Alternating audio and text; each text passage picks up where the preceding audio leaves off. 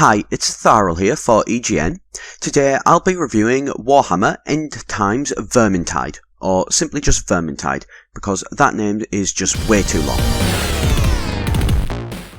So, for anyone that doesn't know, Vermintide is a 4-person multiplayer game, similar to the likes of Left 4 Dead and Payday. You get to choose between 5 different classes, each with their own slightly different playstyle, completing objectives and then escaping the mission at the end. Now, it's a nice familiar setup, which anyone who's played those games in the past will have no problem picking up and just jumping right in. Now, it's the newest of these style of games, so it's obviously got improved graphics, it looks absolutely beautiful, and for the Warhammer fans like me, it really feels like it's part of the old world. It's the same dark and gritty Empire look that we've known and loved, while at the same time adding in the touches of over-the-top quirks that we expect from the high fantasy setting. Now, I've played this game on both a low and high-end PC now, and both of it still holds up well in terms of graphics. However, it is quite performance intensive, and I've noticed a massive drop in frame rates and bleeding frames in the lower end, so jumping between sort of frames in cutscenes, things like that. Now, these problems for the game seem to come from how fast paced it is mainly.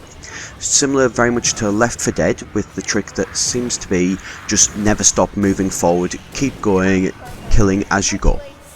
The characters that you play, they all feel nicely different, so from the elf being very fast, hitting multiple times to bring down an enemy, to the dwarf who feels more sluggish, taking slightly longer to swing his weapons, but feeling like each hit has more weight behind it. In particular, I like the mechanics for the mage, whose range attacks steadily build up power until eventually you can either no longer cast spells, or you can wait for your magic to reduce down, vent your magic, or wait for yourself to explode. The latter two both can potentially cause damage to yourself as well. So it's definitely a nice mechanic compared to the ammo of the others, and helps shake the formula up a bit. Also helping each character feel different is the gear, which you improve steadily as you go, and carries over from previous missions, similar to how it works in Payday. You can combine equipment and improve it up to green and higher qualities. Similar rarity sort of system to MMOs that a lot of people will play. Now, that happens all back in the main hub in the Red Moon Inn. There are 2 different ones that you can go into, so you can either go into the Forge, where you sort of directly improve combined weapons, and there's also an altar that you can go to spend some of your salvage to pray to get better weapons as well.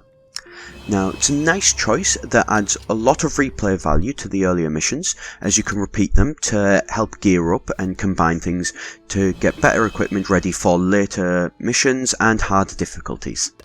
Now, I've noticed a few bugs in the game as I've been playing, nothing game breaking by any stretch of the imagination, more the odd enemy suddenly popping in and out of play, and once I did have one of the special Skaven bug out and was just sort of floating in the middle of the air, not doing anything, which it felt like kind of a cheap kill as he died in one shot, rather than a fight that should have given myself and my team a bit of pause and challenge.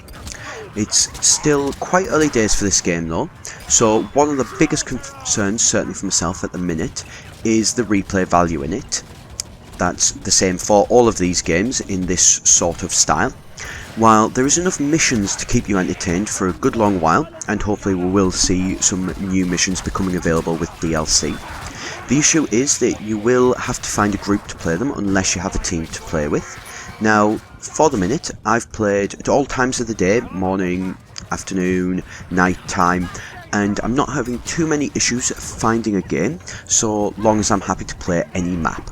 Now, if you want to play a specific game with random people though, if your team isn't on, you will be waiting a while unless you're on at peak times. Now, obviously the best way to overcome this is to get 3 of your friends and arrange some time to sit down and have a game, which is something that I did, and I can tell you, we had great fun doing it. Only time will really tell though whether this one is going to be an issue. I've got my fingers crossed for it though, and hopefully it'll keep going as strongly as it has done so far. Now, overall, Vermintide is a really solid game. While yes, it does draw on previous games and can almost feel like a reskin at points, that's by no means a bad thing. It does things that it does well, and it keeps them nice and simple and really gets the formula right. So if you've liked these games in the past, as I say again, like Left 4 Dead and Payday, then you're going to enjoy this as well.